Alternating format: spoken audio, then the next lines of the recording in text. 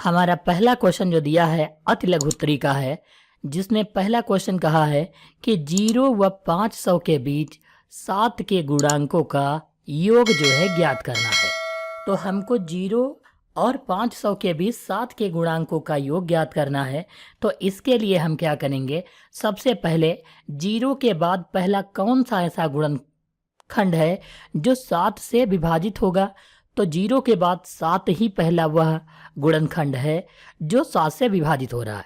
फिर कौन सा होगा, फिर 14 होगा और फिर 21 होगा।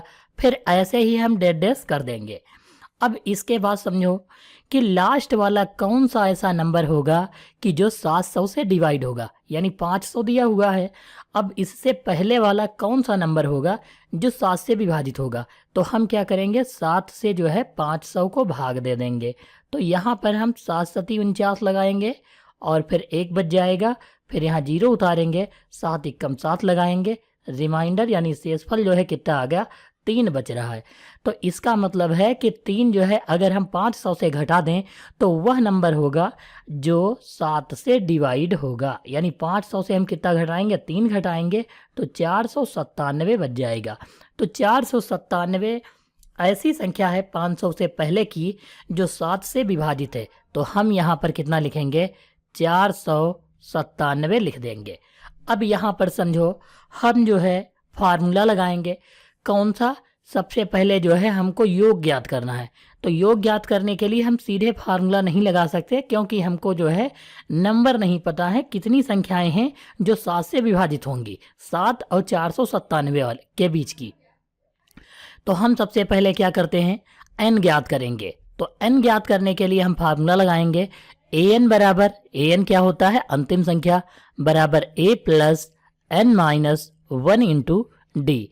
यानी a क्या है, प्रथम संख्या है, और d क्या है, सर्वांतर है। तो हम यहाँ पर a निकाल लेते हैं। a क्या होता है, पहली संख्या, तो 7 है।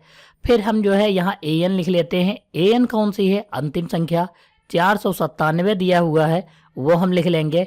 फिर हमारा d यानी सर्वांतर कितना है, तो 14 से 7 घटाएंगे, कितना बच जाएगा, 7 बच जाएगा। यानी सर्वांतर जब हम निकालते हैं, सर्वांतर का मतलब d निकालते हैं, तो दूसरे से पहला पद घटाना होता है।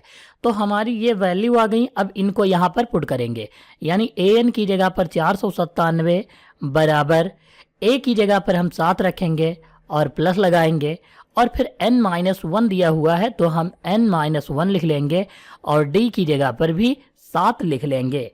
तो इतना लिखने के बाद अब हम क्या करते हैं, यहाँ पर ये 7 जो है इस तरफ आ जाएगा, यानी 497 माइनस 7 हो जाएगा। ये प्लस का 7 इधर आएगा तो माइनस का 7 हो जाएगा।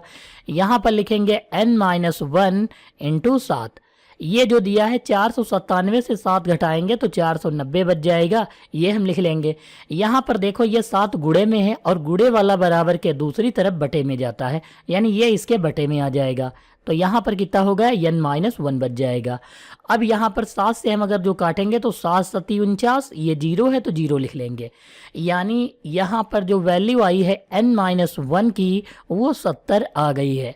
अब माइनस का 1 उधर जाएगा तो प्लस का हो जाएगा, यानी n बराबर 70 प्लस 1 कर लेंगे और n की वैल्यू कितनी हो जाएगी, 71 हो जाएगी।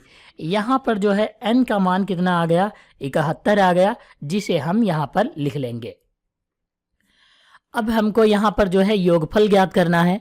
तो योगफल ज्ञात करने के लिए हम सबसे पहले फार्मूला लिखेंगे, Sn बराबर n/2 और ब्रैकेट में 2a plus n-1 into D.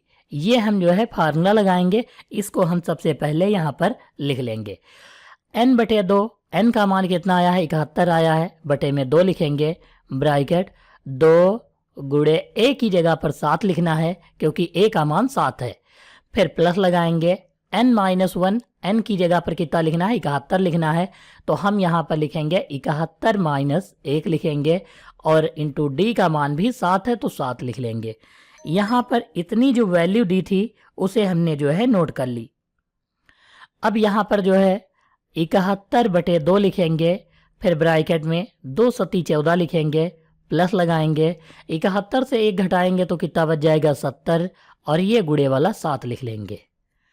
अब यहाँ पर जो है ये 71/2 फिर से लिखेंगे और 14 प्लस 70 की 7 से गुणा कराएंगे तो 7 सत्ती 49 होता है, यानी 490 हो जाएगा। 490 में 14 जोड़ेंगे तो कितना हो जाएगा, 504 हो जाएगा। ये हम जो है यहाँ पर लिख लेंगे। 71/2 लिखेंगे, गुणा यहाँ पर जोड़ेंगे तो कितना हो जाएगा, 504 हो जाएगा। ये हम यहाँ पर जो है 504 लिख लेंगे। अब 504 यहाँ पर आ गया। अब इसे 2 से जो है हम क्या कर देंगे, डिवाइड करेंगे तो 2 दूनी 4 हो जाएगा, 1 बच गया तो 10 हो गया, 2 पंचे 10 और 2 दूनी 4। अब हम यहाँ पर 71 की गुणा जो है 252 से करवाएंगे। 71 की गुणा 252 से करवाएंगे तो कितना आ जाएगा, 17,892 आ जाएगा। ये हम यहाँ पर लिख लेंगे। 71 की गुणा 252 से कराओगे तो 17,892 आंसर हो जाएगा सवाल संख्या 1 का।